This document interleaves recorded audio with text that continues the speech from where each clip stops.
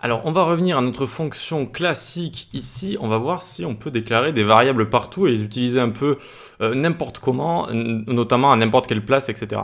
Donc, on va garder juste la première fonction. On peut tout enlever ici. Hop, on va tout s'enlever. Tac. On s'enlève les paramètres ici et on laisse juste le console log. Voilà. Très simple, très simple. Et on va se rappeler présentation. Alors, tac, sans arguments qui lui sont passés. Donc on a juste le hello world et encore une fois le undefined en dessous c'est juste le console log qui retourne, en fait qui appelle la fonction et qui retourne rien en fait. Vous voyez, c'est ça que ça fait. Donc ça appelle la fonction et ça retourne rien. Le console log, la méthode console log ne retourne rien et la fonction du coup elle retourne hello world.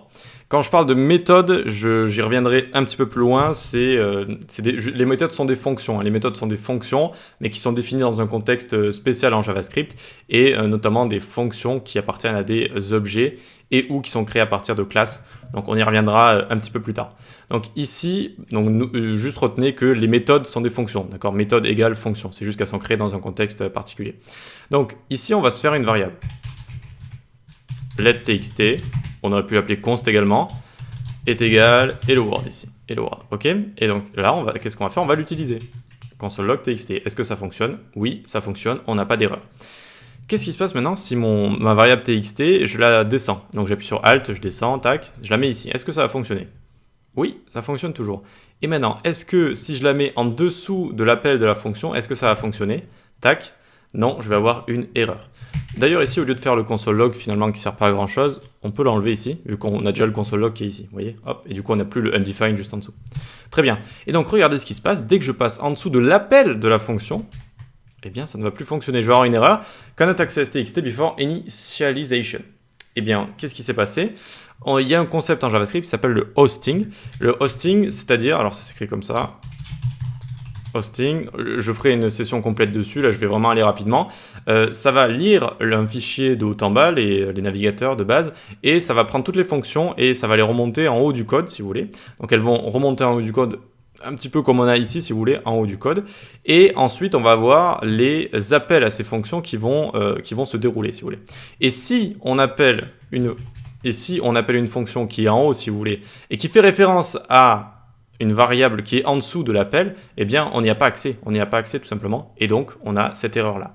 Je ferai une vidéo sur l'hosting, pour l'instant, sachez juste qu'il y a ce comportement ici, donc qu'est-ce qu'il faut essayer de faire? Eh bien il faut essayer de déclarer ces variables tout en haut, essayer d'avoir une certaine consistance dans son code, c'est-à-dire de faire tout le temps plus ou moins la même chose.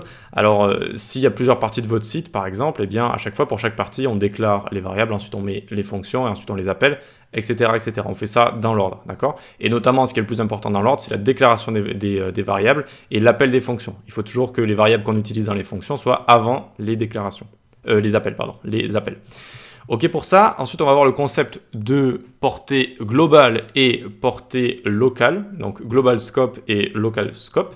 Donc ici on a déclaré une variable et on l'a déclarée en global. Pourquoi? Parce qu'elle est déclarée dans aucun bloc, que ce soit une fonction, que ce soit une condition, etc. On verra un peu, tout de suite après on verra les conditions.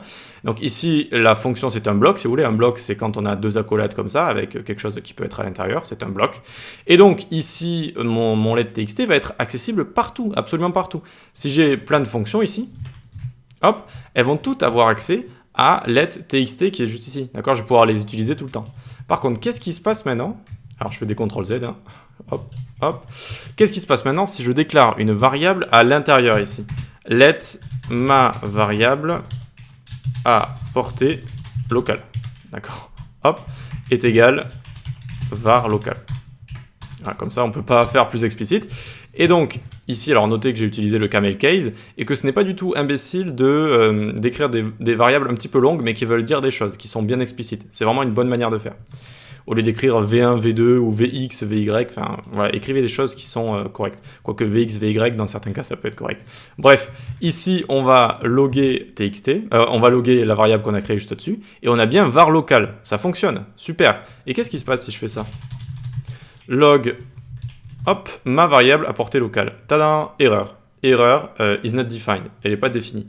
Elle est définie, mais elle est définie dans ce bloc-là, et elle n'est pas définie en global, d'accord? Et même si je console log au-dessus, hein, ça fait la même chose, ne vous inquiétez pas, tac, ça fait la même chose.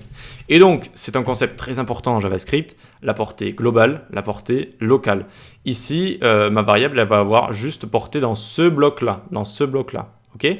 Et txt ici va avoir une portée partout en global, donc je peux l'utiliser absolument partout.